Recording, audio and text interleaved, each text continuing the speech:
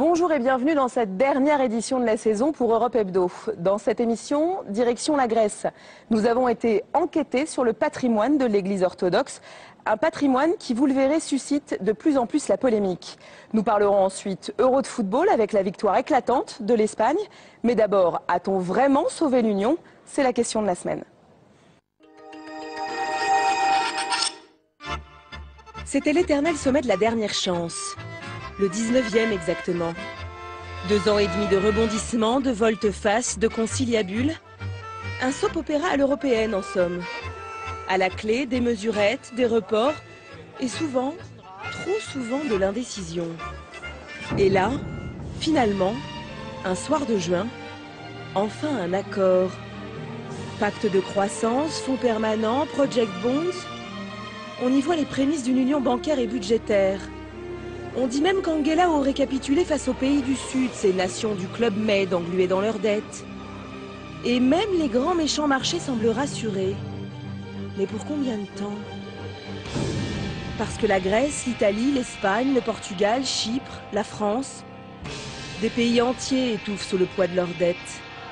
Et sur les pavés des rues européennes, restent les peuples. Les peuples condamnés à la rigueur. Alors, a-t-on vraiment sauvé l'Union?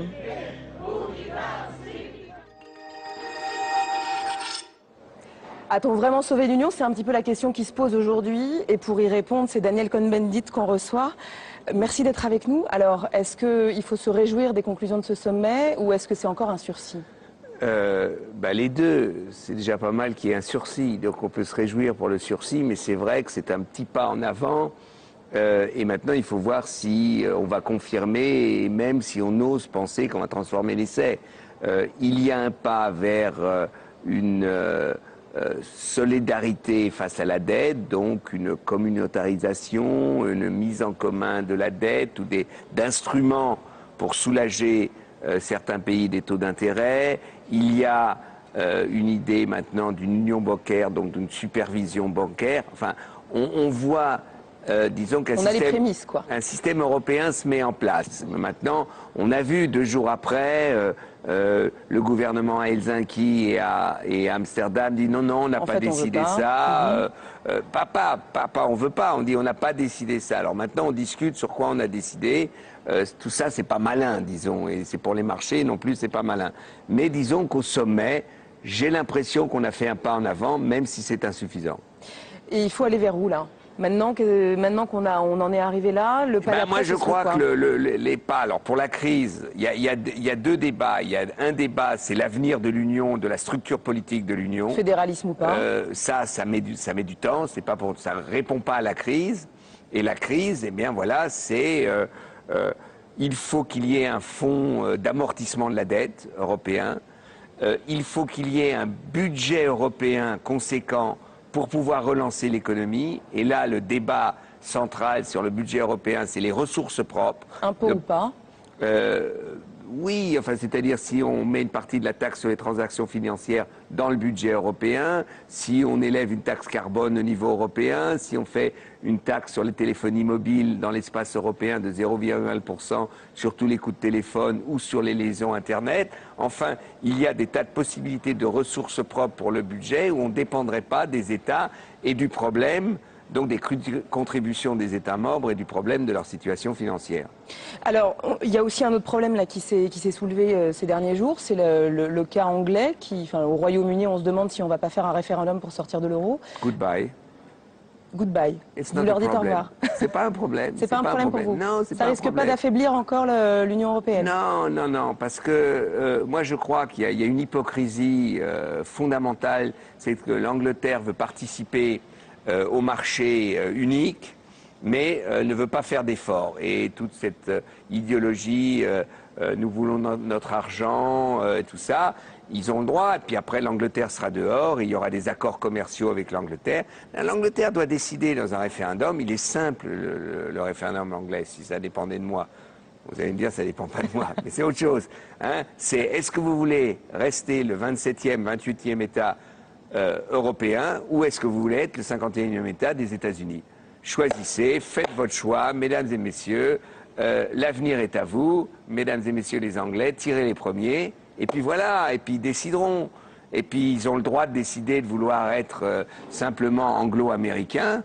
Ça risque pas d'affaiblir l'Union européenne? Et l'Union européenne est ce que ceux qui veulent l'Union européenne. On ne peut pas obliger un peuple à être dans l'Union s'il ne veut pas. C'est comme ça, c'est la vie. Évidemment qu'on pourrait imaginer une Europe plus forte avec l'Angleterre, comme moi je peux imaginer une Europe plus forte avec la Turquie. Hein, je veux dire, c'est bon, mais maintenant il faut que les peuples, il faut que ça fonctionne ensemble. Si ça ne fonctionne pas, vous savez, l'histoire du dernier sommet, c'est quand même la folie. Ils ont parlé un peu de la crise, mais ils ont parlé du brevet européen. Ils ont parlé du siège européen. Alors les Anglais nous cassent les pieds sur les 2 sièges européens, Strasbourg et Bruxelles, qu'on peut discuter. Mais alors là, ils ont proposé 3 sièges pour le siège du brevet européen pour qu'il y ait de Londres dedans. Non, mais c'est complètement marteau, cette histoire. Donc, que les Anglais se décident, goodbye ou welcome, c'est à eux de voir. Alors, François Hollande a également décidé finalement de signer ce pacte budgétaire. Est-ce que c'est un reniement, selon vous? Il a décidé, il a raison. C'est un compromis européen. Si on veut la croissance, si on veut une communautarisation, une solidarité dans la dette, eh bien il faut accepter aussi qu'il y ait un effort. Alors, ça ne sera pas l'inscription de la règle d'or dans la Constitution française, mais il y aura une loi organique pour aller vers un équilibre budgétaire. Quand on sait que la France paye 50 milliards, doit dépenser chaque année 50 milliards pour la dette, pour payer les taux d'intérêt, il faut arrêter. Hein, et ils ont raison quand ils disent pendant le quinquennat de Sarkozy ou depuis d'un an, ça a augmenté de 500 ou 600 milliards la dette. On ne va pas augmenter encore de 600 milliards. C'est devenu le premier poste après l'éducation nationale dans le budget. Exactement. Donc on est obligé de stabiliser le budget. Donc maintenant, il faut inventer. Alors là, je crois qu'il y a des débats après à avoir sur la fiscalité écologique, etc. Je ne veux pas le lancer maintenant. Mais que l'on signe le pacte, c'est juste si on a la composante solidarité qu'il faut encore perfectionner et si on a la composante de la relance qu'il faut que ce soit une relance verte pour nous les écologistes. Alors Daniel Cohn-Bendit, il y a une autre actualité qui a intéressé nos confrères des télévisions européennes, c'est l'Euro de foot avec notamment la victoire de l'Espagne qui, comme vous le verrez dans cette sélection préparée par Aurélie Dafas, a parfois largement dépassé l'analyse footballistique. L'euro est à la une, mais quel euro? Crise de la monnaie ou match de football? Sur la BBC, les deux sujets se mélangent. En fait, je souhaite que la Grèce gagne, mais je pense que c'est l'Allemagne qui va gagner. Comme ça, nous serons amenés à jouer contre eux. Peut-être que le gagnant devrait choisir quelles sont les conditions du plan de relance. Italie-Allemagne, une autre opposition, sur le terrain comme dans les coulisses du sommet européen. Et dans les deux cas, l'Italie fait de la résistance. Non, il ne fête pas l'accord européen, mais bien la victoire de l'Italie en demi-finale de l'Euro. Les journalistes regardent le football, discrètement les chefs d'État aussi. Les négociations s'enlisent à la table des 27. Il leur aura fallu 15 heures de discussion pour pouvoir dire à l'aube. Il y a eu des décisions. Trouver un accord sur un plan de relance européen devait être une formalité. Mais l'Espagne et l'Italie, les deux finalistes de l'Euro, ont bloqué net. Le football est devenu une fierté nationale, mais aussi une source d'espoir pour les Espagnols. Nous nous sentons fiers de ce qui est en train de se passer et nous espérons vraiment réaliser ce que personne n'a jamais réalisé. Cela ferait du bien à tout le monde, au football espagnol, mais aussi à notre pays. Je pense que ce sont des signes de progrès. Espérons que tout ce qui se passe dans le sport espagnol pourra se produire à l'échelle de la société. Vraiment, espérons. Alors Daniel Cohn-Bendit, on a parlé de revanche des pays du Sud sur les pays du Nord. Est-ce qu'on a été un peu loin dans ces lectures ou pas? Non, il faut dire une chose d'abord. Le football espagnol, ça fait extrêmement du bien au football en général. Parce que c'est vraiment, on voit là un jeu épanoui, un jeu formidable. Donc c'est ça, c'est de l'art, c'est du grand art. Donc voilà, respectons et approuvons et disons bravo à ce grand art. Alors après, les jeux politiques, c'est normal. C'est normal qu'on joue le cas, un voilà, peu. Allemagne-Grèce, oui, Italie, mais ça aurait été drôle que la Grèce batte l'Allemagne, c'est vrai. Il y aurait eu comme ça une ironie de l'histoire, ça n'a pas eu lieu. mais bon, l'Italie a gagné. Tout le monde voyait les Allemands avaient déjà. Le problème des Allemands, c'est que voilà, ils croyaient avoir gagné. C'est vrai que Mme Merkel, allant au sommet, croyait déjà avoir gagné. Et puis voilà, ça s'est pas passé comme ça. C'est la vie. C'est la vie. Ça se passe pas toujours comme on croit. Mais est-ce qu'on a été un petit peu loin dans cette analyse sur la revanche des Pigs? Mais non, il ne faut pas prendre ça trop au sérieux. C'est un jeu et on a le droit de jouer. Il ne faut pas être trop pet sec dans la vie. Donc on joue, voilà, il y a l'Euro, il y a le sommet, donc on essaye d'avoir des idées. Alors il y en a qui sont bonnes, il y en a qui ne sont pas bonnes. Mais le fait est que, voilà, l'Italie battant l'Allemagne, c'est un clin d'œil le soir où Monti met en échec la stratégie d'Angela Merkel. Bon voilà, c'est ni plus ni moins. Alors après, il y a quand même un autre problème, c'est que mine de rien, le football espagnol est un des plus endettés d'Europe. Est-ce que on va pas un petit peu aussi dans le même sens? Est-ce qu'on n'est pas dans une bulle un peu spéculative dans le milieu du football? C'est vrai, non, il y a une crise du football en Espagne, c'est vrai. C'est à l'image du toujours plus vite. C'est vrai que, disons, l'initiative de Michel Platini sur le fair play financier, le fair play financier est tout à fait juste, c'est-à-dire que le rapport entre les salaires et ce que les rentrées des clubs, il faut qu'il y ait un équilibre. Donc ça va.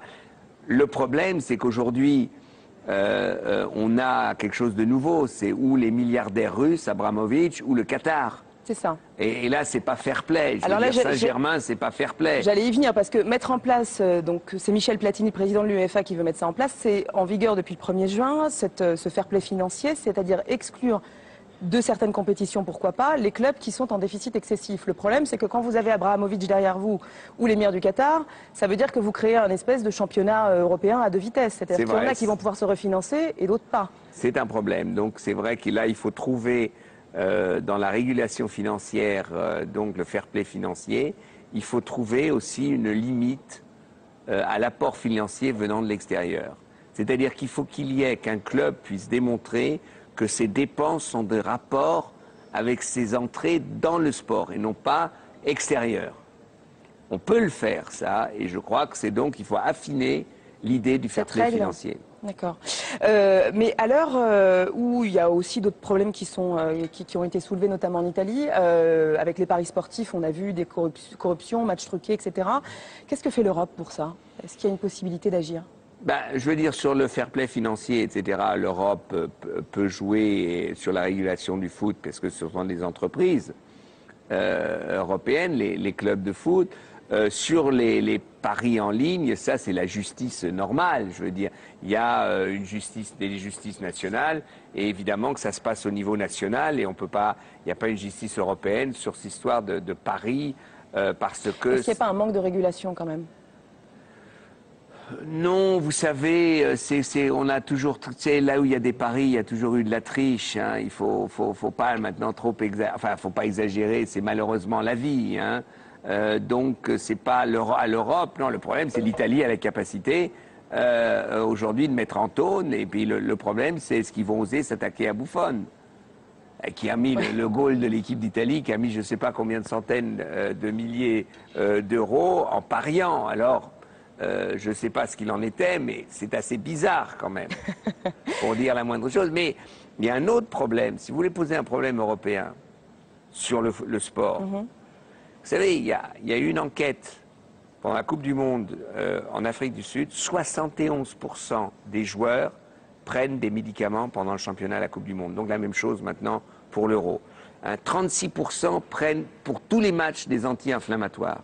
51% au moins, c'est entre les médicaments et le dopage. Hein, alors là, Dieu seul sait. Et le sport espagnol, effectivement, est très... Le sport espagnol, mais c'est pas que c'est tout le monde, il faut pas tout les... Nous, tout le monde fait de Jacques Anquetil maintenant.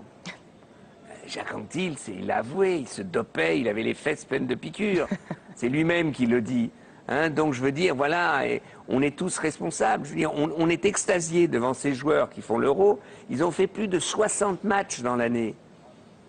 Donc on va beaucoup trop loin. On va trop loin et on demande le foot spectacle, la télévision, qui demande plus de matchs. Vous vous rendez compte que on a fait une chose complètement aberrante parce qu'il fallait, pour la télévision, il fallait qu'il y ait un match par jour. Eh bien, ça veut dire qu'entre les quarts de finale et demi-finale, il y a eu 2 jours de différence entre l'Italie et l'Allemagne de repos. C'est pas fair play, ça. parce qu'on ne voulait pas mettre 2 matchs, un l'après-midi et un le soir.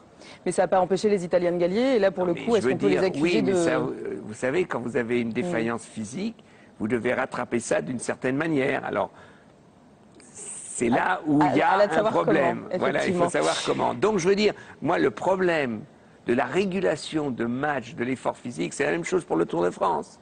Hein? On veut un Tour de France de plus en plus compétitif, de plus en plus dur.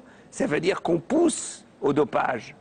On pousse. C'est trop dur, c'est pas possible. À 41, 42, 43 km de moyenne, je ne sais pas si vous faites du vélo. Non, pas encore. Hein, bah voilà, moi j'en fais un peu, mais à mon niveau. Hein, quand vous avez monté une fois le Ventoux, vous dites, mais c'est pas possible qu'il fasse ça en 1 heure et 7 minutes. Et qu'est-ce que justement fait l'Europe pour ça?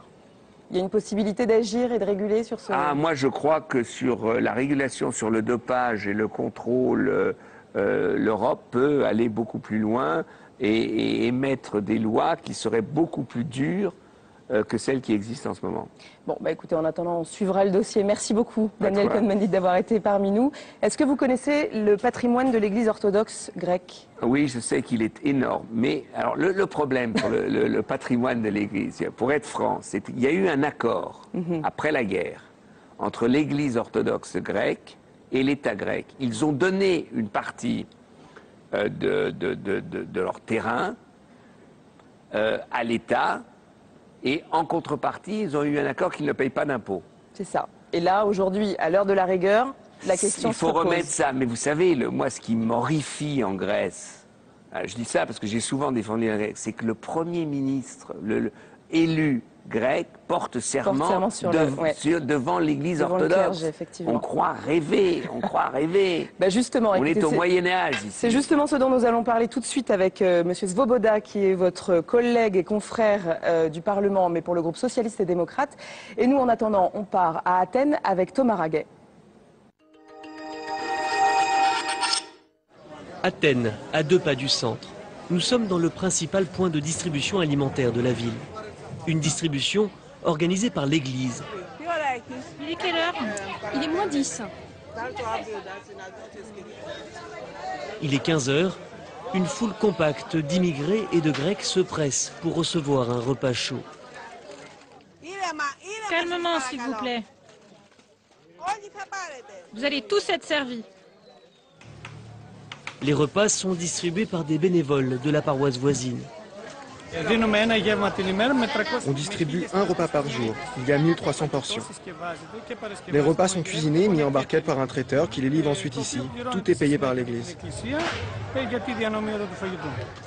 20 minutes vont suffire pour écouler près de 1300 repas. La demande est en hausse constante. Sur les 515 points de distribution de l'archevêché, on est passé de 5000 à 10 000 et depuis 6 mois, on est à 12 500 repas distribués par jour. Cette action sociale, l'Église grecque la revendique. En pleine crise économique, elle lui permet de faire face à des critiques de plus en plus vives, visant ses privilèges et son exceptionnel patrimoine. Évalué à plusieurs milliards d'euros selon certaines sources officieuses, il reste très difficile à estimer. En Grèce, l'Église n'est pas séparée de l'État. Les religieux, à l'exception des moines, sont des fonctionnaires. 9 000 au total, pour un budget annuel des cultes de 350 millions d'euros.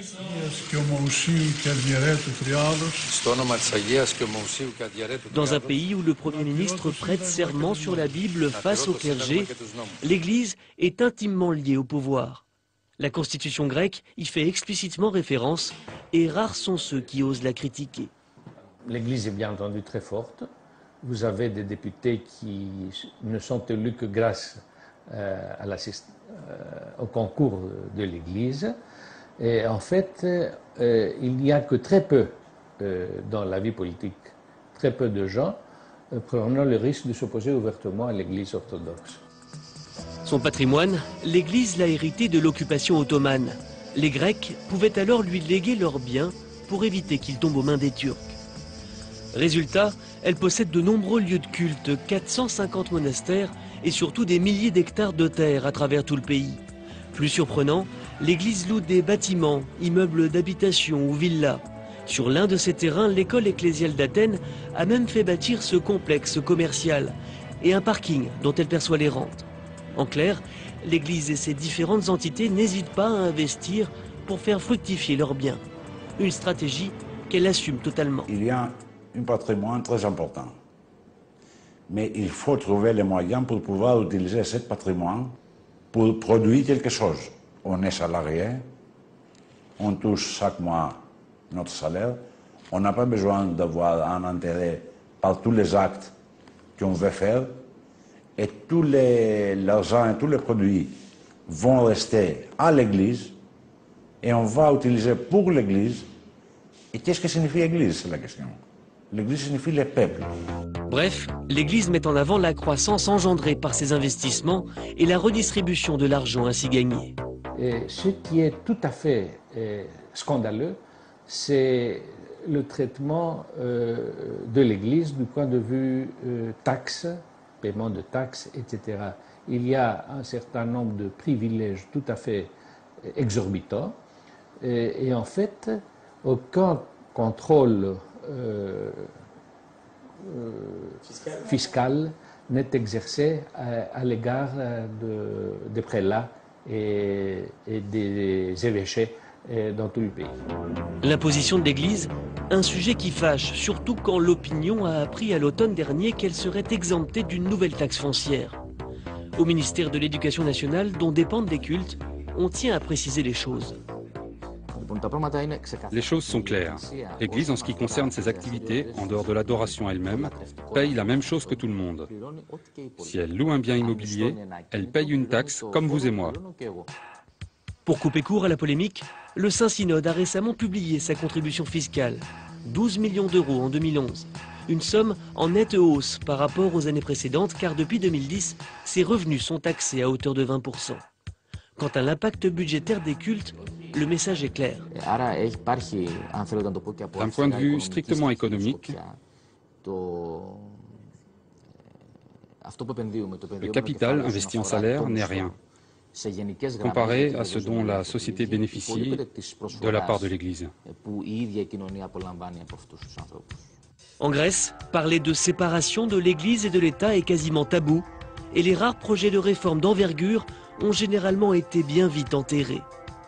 Dans un pays où 90% de la population est orthodoxe, l'influente Église grecque dominera encore longtemps la vie publique.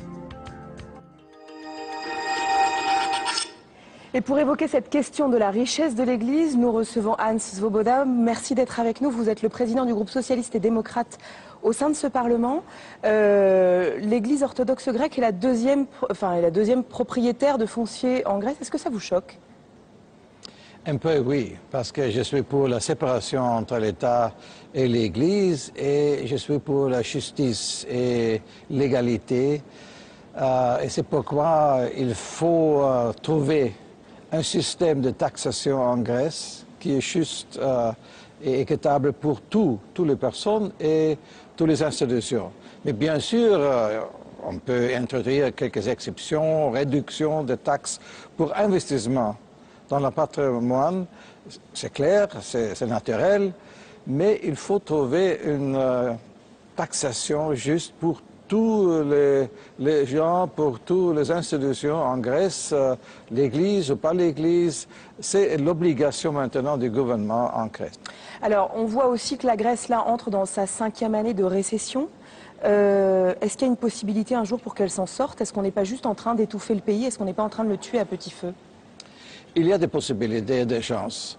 Premièrement, on a absolument de demander des réformes avec des constructions, comme je dis, d'une administration efficace pour la taxation, mais pour les autres sujets aussi.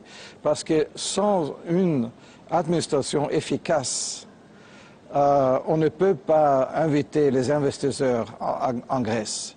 Et c'est pourquoi les demandes primordiales sont concentrées et doivent concentrer sur cette question d'introduction, d'établissement d'une administration efficace en Grèce. C'est pour l'État, pour les régions, pour les villes, etc.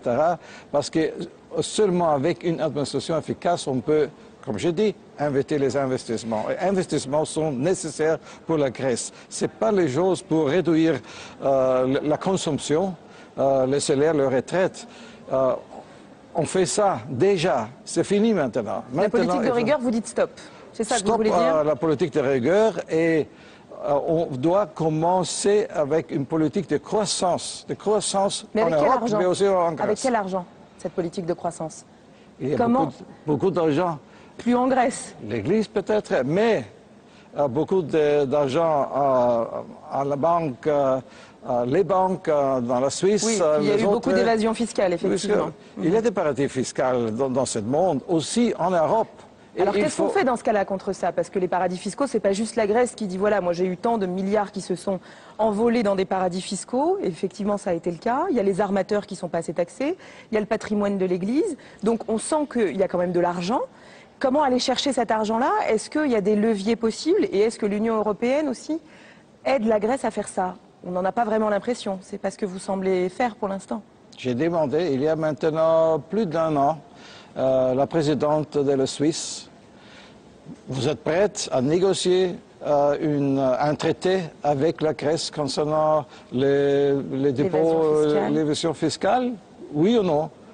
Oui, je suis prêt. Mais aujourd'hui, rien. Autriche a fait ça, l'Allemagne a fait plus ou moins ça, des autres pays ont fait ça, mais la Grèce, non. Et c'est pourquoi l'Union européenne, la Commission européenne, il faut presser, il faut avoir un dialogue très très fort avec la Grèce, avec le gouvernement, d'établir cette accession. Alors, on peut quand même au moins reconnaître un avantage à l'Église, c'est qu'elle pallie aussi les carences de l'État, notamment sur l'aide aux plus démunis. Là, les plans de rigueur successifs ont fini par étouffer la population.